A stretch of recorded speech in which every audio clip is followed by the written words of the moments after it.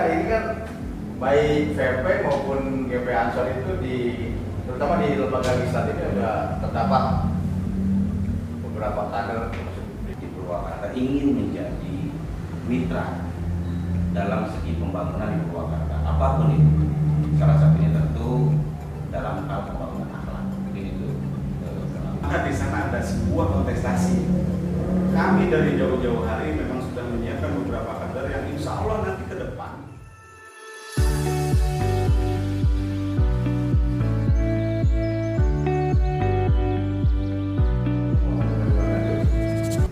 Selamat datang dan selamat bergabung di podcast Teras Toleransi PC GP Ansor Kabupaten Purwakarta. Saya perkenalkan, saya Yusrifa selaku host dalam acara ini. Kemudian saya perkenalkan yang sebagai tuan rumah Bapak Muhammad Mahmud sebagai Ketua PC Ansor Purwakarta, dan Pak Asep Kurniawan, selamat datang dari Sekretaris MPC Pemuda Pancasila Kabupaten Purwakarta. Kawan-kawan, kedua organisasi kepemudaan ini sudah cukup sangat dikenal kiprahnya untuk Indonesia, mulai dari pra kemerdekaan hingga zaman revolusi dan dalam masa pembangunan ini. Kita tahu sendiri bahwa kita tahu bersama bahwa GP Ansor itu kita kenal dengan jihad fisabilillahnya, dan pemuda Pancasila zaman revolusi begitu gencar untuk mempertahankan Pancasila sebagai dasar negara kita. Oke. Saya tarik ke masa kini berkaitan dengan hari ini yang sedang hangat adalah isu atau agenda pileg dan pendaftaran bakal calon legislatif di seluruh wilayah Indonesia, termasuk di Purwakarta. Yang pertama mungkin akan saya tanyakan dulu ke saudara Asep Kurniawan ya. Pak Pep, pandangan politik Bapak ini untuk Purwakarta seperti apa, Pak? Terkait dengan kiprah pemuda Pancasila dalam mengisi pembangunan atau dalam konteks hari ini pemilu. Terima kasih, Om Awi. Jadi sederhana saja mungkin ketika kita berbicara sebuah kontestasi, ketika kita berbicara narasi politik, seperti kita ketahui bersama bahwa masyarakat kita khususnya adalah masyarakat yang lemah, masyarakat yang tidak komitmen terhadap konsep-konsep, sehingga masyarakat kita ini sering terjebak ke dalam persekongkolan hubungan gelap antara kepentingan politik pemerintah dengan kepentingan politik tokoh di belakang layar. Yang celakanya kemudian kita yang kepentingan tokoh politik di belakang layar itu yang diyakini sebagai pujaan dan penyelamat bagi mereka, ketika mereka berbuat tindakan yang oportunis, maka seolah-olah oportunis itu menjadi jalan satu-satunya untuk membangun struktur dan jaringan politik, karena mereka tidak tahu lagi seperti apa dan bagaimana membangun jaringan politik, struktural politik yang menghasilkan efek demokrasi yang sangat luar biasa. Yang dilakukan teman-teman PP agar hal itu bisa dihindari atau mungkin solusi dari hal itu, salah satunya apa? Kan gini, ketika kita berbicara ormas, dalam hal ini kami dari Pemuda Pancasila dan kawan-kawan dari GP Ansor masing-masing memiliki sistem yang hari ini sedang kita bangun. Mulai dari pengkaderan yang sangat jelas, mungkin kalau di kawan-kawan Ansor itu ada apa tuh namanya, PKD di Klansar. Saya yakin beliau ini sangat terstruktur lah, karena memang kan organisasi Nahdlatul Ulama ini khususnya kan organisasi terbesar di Indonesia, dan kami juga mengakui itu. Lantas kemudian berkaitan dengan pengkaderan itu sendiri, kami di Pemuda Pancasila memiliki beberapa badan, lembaga, dan yang kemudian hasil dari Mubes kemarin kita memiliki des pemilu, ya, des pemilu. Oke, di yang saya tahu di dalam organisasi pemuda Pancasila itu ada idiom semacam PP itu nggak kemana-mana, tapi PP ada di mana-mana. Berkaitan dengan Pileg ke depan nih, apa target pemuda Pancasila Purwakarta? Jadi gini, ketika kita berbicara kader, ketika kita berbicara Pileg, maka di sana ada sebuah kontestasi. Kami dari jauh-jauh hari memang sudah menyiapkan beberapa kader yang insya Allah nanti ke depan di tahun 2024 nanti, insya Allah kami akan memiliki fraksi pemuda Pancasila di gedung DPRD sana. Fraksi pemuda Pancasila ya, Pak? Ya, yang itu tersebar dari beberapa partai yang kemudian ini bisa mengakomodir seluruh kepentingan masyarakat. Luar biasa ini jawaban dari Kang Sangat Kurniawan. Kemudian selanjutnya mungkin kita akan ke Kang Mahmud ya. Dengan Mahmud dari Pesantren Kulus. Sekarang jabat sebagai 2 periode ya, Ya, Ketua PC GP Ansor Kabupaten Purwakarta. Kang, bicara politik Purwakarta sedikit Kang. ya. Tentang Purwakarta seperti apa Kang? Terima kasih Kang Awi dan izin juga Kang Kopret. Jadi begini kan, sebetulnya kalau bicara masalah politik, gerakan pemuda Ansor ini khususnya di Purwakarta termasuk saya sendiri itu kurang memahami tentang itu. Tapi kan sebetulnya negara kita menuntut untuk kita paham tentang politik. Tapi kan ada hal lain di gerakan pemuda Ansor sebetulnya. Ketika hari ini insya Allah dalam beberapa bulan ke depan kita akan memasuki tahun-tahun atau kontestasi politik. Nah, bagaimanapun kami sebagai warga negara Indonesia, bahkan kami juga di Nahdlatul Ulama, kami punya tugas bagaimana kontestasi politik yang akan kita hadapi ini bisa berjalan benar dan berakhlak. Ini yang sedang kita jalankan. Kami beserta teman-teman dan pengurus, alhamdulillah pengurusan hari ini kan periode yang kedua ya. Periode yang kedua 2022-2026. Inilah yang khusus sebetulnya sedang kita hadapi. Ketika kita baru saja menyelesaikan susunan kepengurusan, kita langsung dihadapi dengan tahun politik. Tentu ini ada juga. Karena memang tugas kami berat kan. Maksudnya ya tadi mengawal bagaimana kontestasi politik ini bisa berjalan dengan beretika yang baik. Ini yang kami jaga. Ya alhamdulillah sebetulnya kami juga di Gerakan Pemuda Ansor ada beberapa kader kami yang kami dorong untuk maju nanti, karena bagi kami di Gerakan Pemuda Ansor, jadi begini, kita berbicara masalah prinsip saja dulu sebetulnya. Walaupun memang kami tidak terlalu paham, tapi sebetulnya kami ditutup. Makanya pada dasarnya ada beberapa hal yang menjadi komitmen kami di Gerakan Pemuda Ansor. Yang pertama tentu saja pergerakan kami di bidang keagamaan itu yang paling penting, yang paling pokok. Yang kedua, pergerakan kami di bidang kemasyarakatan. Yang ketiga, pergerakan kami di bidang kebangsaan kenegaraan ini. Maksudnya kan inilah yang masuk di situ. Jadi kami itu tidak hanya bergerak di bidang keagamaan saja, tapi bagaimana kontribusi kami, terus juga komitmen kami terhadap masyarakat, dan tentu saja komitmen kami terhadap negara, terhadap bangsa ini. Nah, ini yang sedang kami dalami terus dan sedang kami pelajari. Makanya insya Allah kami ke depan siapkan juga ada beberapa sahabat-sahabat kami dari pengurus cabang atau pengurus PAC itu yang ikut meramaikan kontestasi politik ke depan. Karena bagaimanapun kami di Purwakarta ingin menjadi mitra dalam segi pembangunan di Purwakarta, apapun itu. Salah satunya tentu dalam hal pembangunan akhlak. Ini tuh.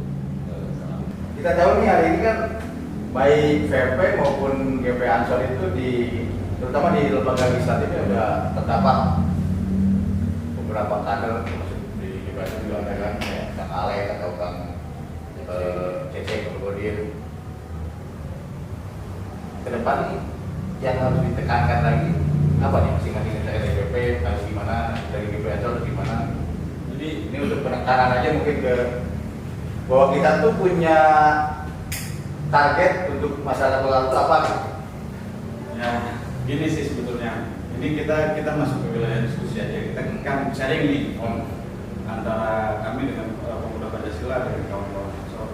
Sebetulnya perhelatan pemilu 2019 kemarin ini kan sudah membelah masyarakat yang sangat luar biasa sehingga terbentuk cebong dan kampret misalnya. Ya.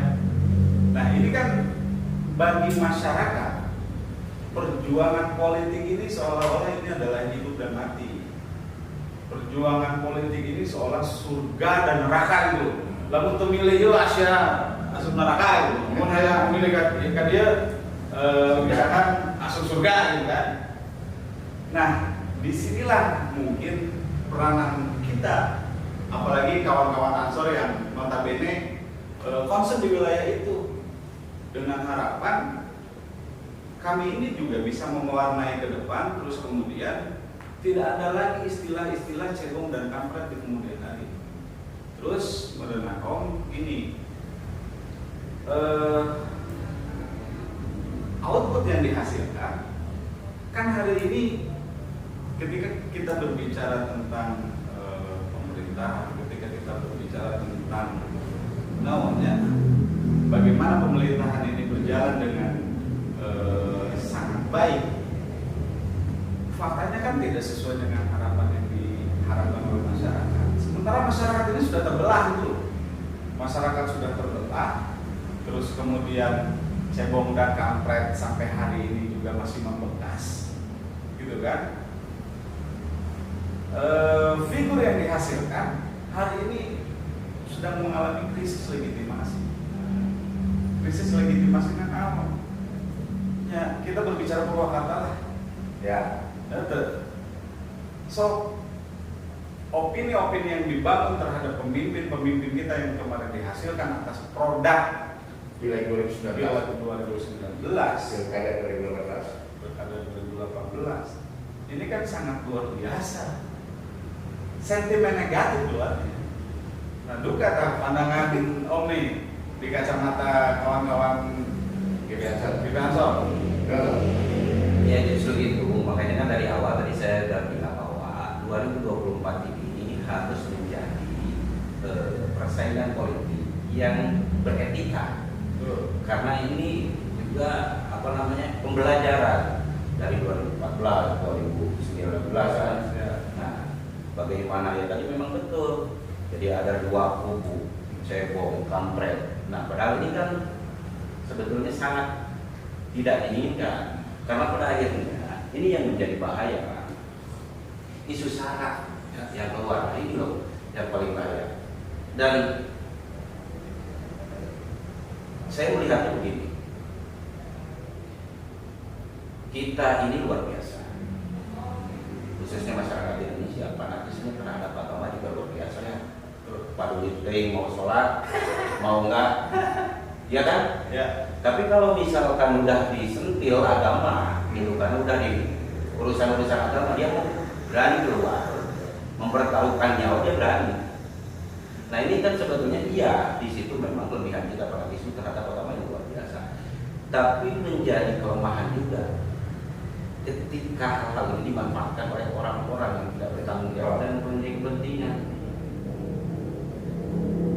Mereka untuk demi mencapai kepentingannya secara pribadi memainkan itu jadi isu sara. Nah ini makanya memang saya juga udah jauh-jauh hari, inilah tugas kami sebetulnya di Ansor, karena kami adalah organisasi keagamaan, bagaimana kami juga memberikan pemahaman tentang masyarakat, ya ke masyarakat juga tentang bagaimana hubul waton minal iman. Nah tadi kami ada hubul waton minal iman, jadi mencintai tanah air itu adalah sebagian daripada iman.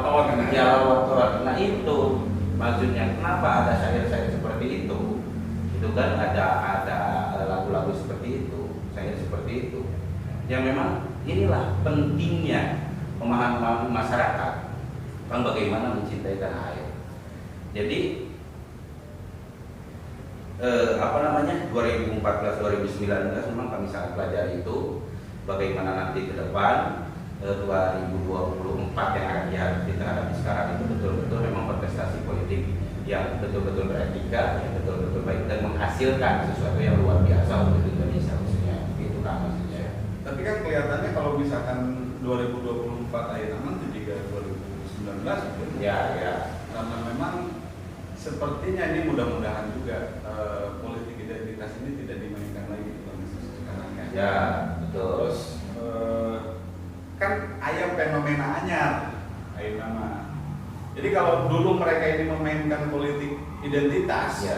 hari ini kan ada idiom anekdot seperti ini. Siapa yang bisa memimpin? Jawabannya yang elektabilitasnya tinggi. Ya. Kan itu bukan sebuah ukuran, benar nggak? Ya. Ukuran elektabilitas yang kemudian nanti masuk kontestasi kemudian jadi pemimpin, kan parameter dan cara mengujinya juga nggak jelas.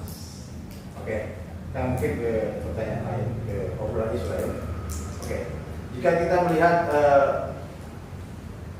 hajatan demokrasi sebelumnya yang penuh dengan membelah masyarakat dan lain-lain, hari ini optimisme seperti apa yang akan sampaikan kedua terhadap gelaran pemilu 2024 plus bisa menempatkan kader-kader dari dua organisasi ini di lembaga legislatif ataupun nantinya bahkan lembaga eksekutif mungkin. Optimisme seperti apa kan dari pemuda Pancasila dan dari Ansor juga? Optimisme kami sebagai anak bangsa, kami sebagai putra daerah di Kabupaten Purwakarta berharap banyak. Yang sudah dilakukan kemarin ya sudah. Dan diakui atau tidak di Purwakarta hari ini sudah terbelah karena bukan siapa. Ya silakan masyarakat itu yang tahu gitu kan.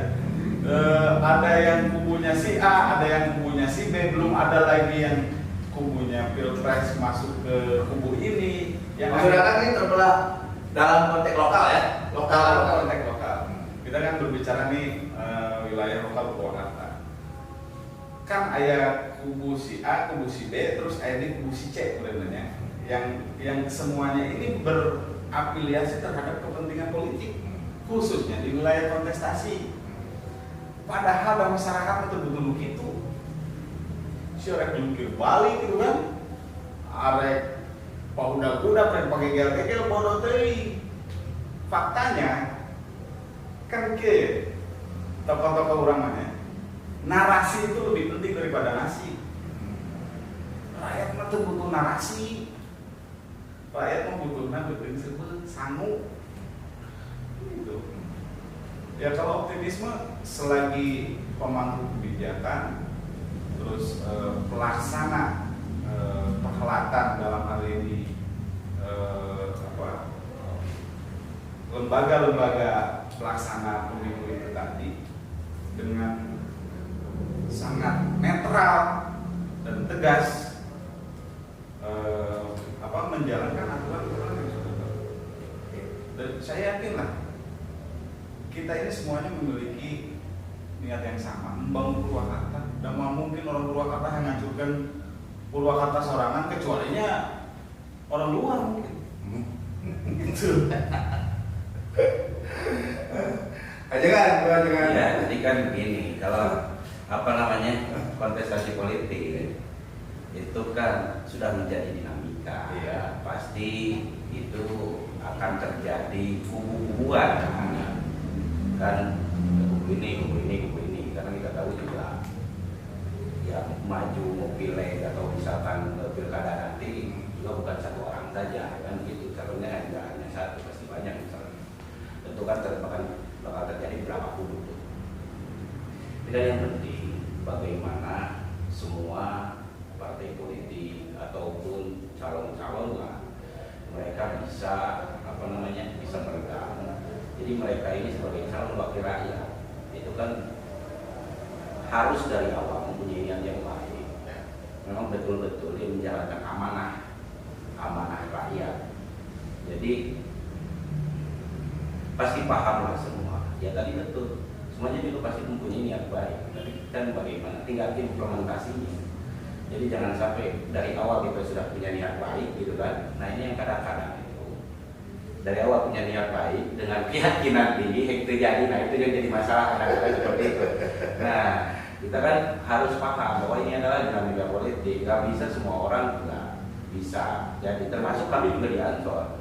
Ada beberapa kader kami dan sengaja memang kami dorong mereka untuk maju untuk ikut kontestasi politik 2024. Ada beberapa orang nanti karena bagi kami ini juga menjadi salah satu tanggung jawab, menjadi salah satu kewajiban kita sebagai warga negara Indonesia. Kalau memang kita punya potensi untuk itu, ya wajib hukumnya. Dan jenjang kaderisasi.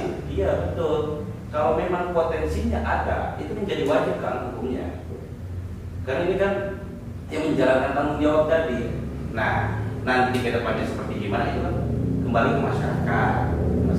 Dan insya Allah kami digerakkan kepada Ansor sudah siapkan semua.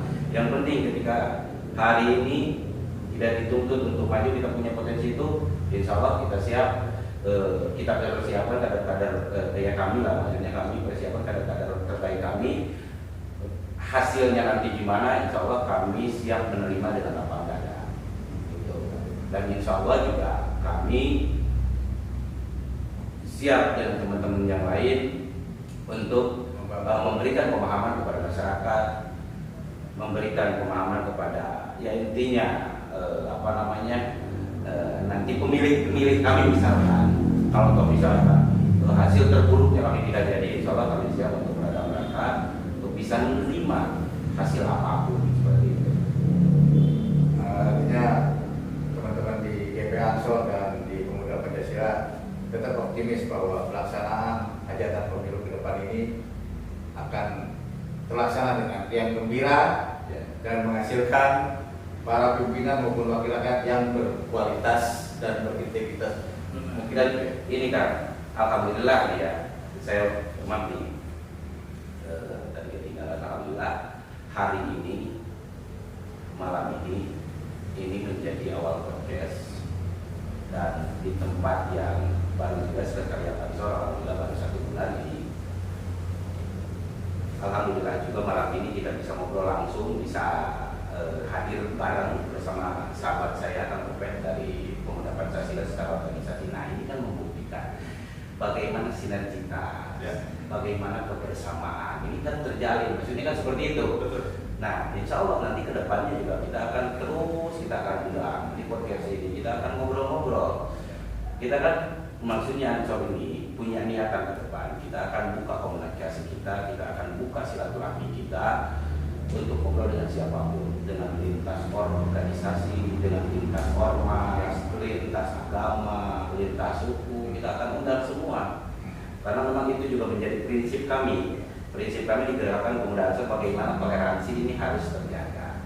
Bagaimana kerukunan dalam perbedaan itu harus kita pertahankan dan harus kita bangun. Makanya teras toleransi. Ya, makanya teras toleransi namanya. Itu. Ya mudah-mudahan lah dengan pertemuan-pertemuan seperti ini ya Kang ya. Ini kan bisa menjadi awal walaupun sebetulnya saya dengan Kang Popet itu bisa udah kenal, itu kan udah kenal, sering ngobrol, cuma kalau ya podcast depan kamera kan baru sekarang. Begitu ya Kang ya. Nah, mudah-mudahan ini menjadi awal yang baik untuk pembangunan Purwakarta ke depan, itu kan maksudnya. Seperti itu, bagaimana Purwakarta ke depan ini bisa lebih baik, bisa berakhlak gitu. Seperti itu Pak. Mungkin kita menuju ke akhir obrolan nih, karena udah malam. Saya sekali lagi minta closing statement lah ya dari Kang Papet dan Kang Mahfud. Dan nanti mungkin kita sambung lagi di podcast berikutnya. Coba Kang, apa nih yang mau disampaikan ke teman-teman di Closing kaitan dengan kontestasi politik hari ya. ini ya. Jadi Jadi begini, closing saya sederhana. Jadi relawan-relawan perjuangan politik itu memang ada, dan seharusnya relawan-relawan perjuangan ini terbentuk bukan atas dasar suka dan tidak suka, bukan atas dasar kekecewaan yang terjadi, tapi relawan-relawan politik ini terbangun atas dasar keinginan bersama untuk memajukan daerah Purwakarta khususnya. Terus kemudian bagi tokoh-tokoh politik atau pemain-pemain politik yang ada di belakang layar, mohon untuk tidak mengedepankan kepentingan pribadi. Hari ini mari kita berbicara Purwakarta secara regional, kan gitu.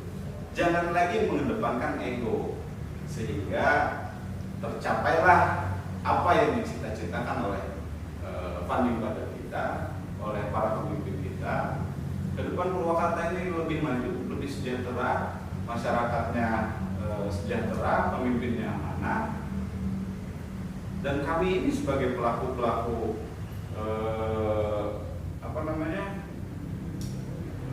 dalam berorganisasi di Kabupaten Purwakarta ini juga memiliki ruang yang sangat cukup. Tidak lagi ada friksi-friksi yang mengedepankan ego. Ya saya yakinlah ke depan Purwakarta di 2024 nanti yang kemudian akan menghasilkan pemimpin-pemimpin yang representatif untuk masyarakat, entah itu legislatif ataupun eksekutifnya. Dan kami berharap besar nanti siapapun yang jadi, siapapun yang terpilih, ini menjadi daya juang untuk memperjuangkan aspirasi-aspirasi kita. Kang Mahmud, apa nih yang mau disampaikan menutup ya untuk kawan-kawan di luar sana? Saya kira sama saja dengan Pak Pek, sama juga seperti itu, cuma mungkin saya menambahkan aja untuk masyarakat secara umum ya. Jadilah pemilih yang cerdas, jadilah pemilih yang mengandalkan hati nurani, karena lagi-lagi pembelajaran dari tahun 2019, jangan lagi kita gampang diprovokasi, jangan lagi kita gampang terpengaruh. Ya kita tahu sendiri bagaimana media sosial ini luar biasa.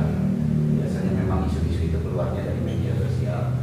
Saya berharap masyarakat juga bisa menyaring, memfilter, tidak begitu membaca media sosial langsung apa yang terima dan itu sudah diterima, tapi difilter dulu, karena kadang-kadang masyarakat juga suka pemerintah itu benar. Ya kan seperti itu. Pemerintah itu benar, nomor kewenangan itu benar, menyentuh kebijakan itu benar, program itu benar. Padahal sebetulnya dari masyarakat juga tidak semua masyarakat juga benar baik kan gitu.